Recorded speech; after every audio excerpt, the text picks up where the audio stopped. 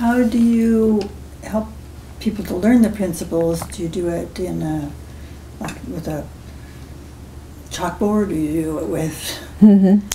So how do people learn the principles is a really good question. Partly because, I mean, the principles, if you look at them on paper, they're very simple. You know, everyone in a family has the same right to belong.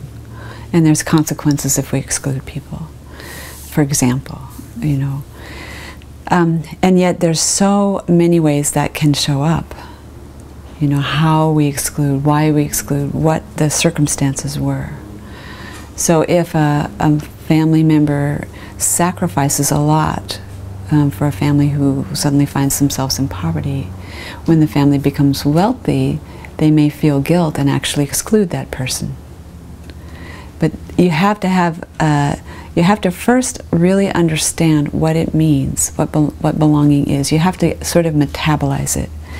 And so part of the way that we teach is we do some didactic work where we actually, you know, give you the cognitive frame.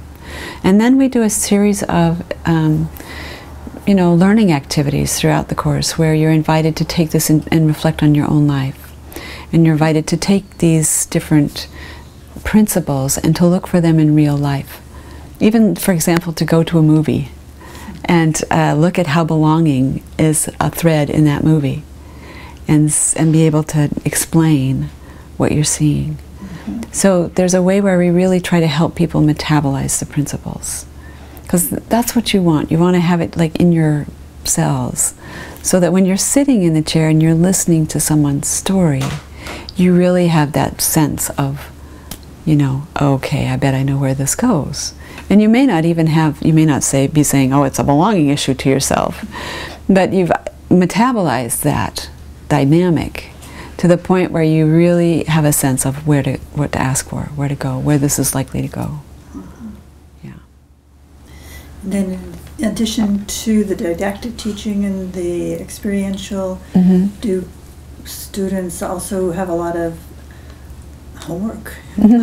Yeah. They do outside of those class times. Well, we have the online classroom.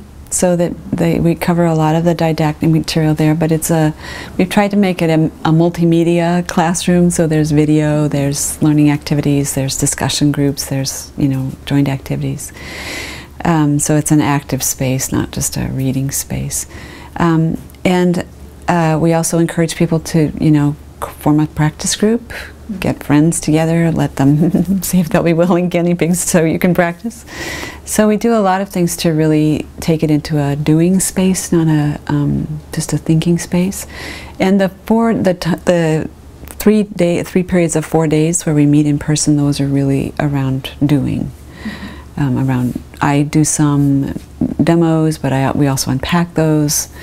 And then there's a lot of, you know, skill building exercises. So we really have tried to make this a training and not just that you're watching a workshop over and over again. It's like a lot of people can do that. You can go and see a lot of workshops, but to actually receive training where the components have been thought about and they build together and, you know, you're building a body of knowledge and a body of skill. I think that's our aim. Yeah. If you were a practitioner, let's say you had your clinic back in New York, and you had a really tough case. Maybe you can think of a few cases that we could talk about, like what would that look like? What would this case look like from a constellation perspective? In a case like this where you had a client, how might you approach that from a constellation point of view?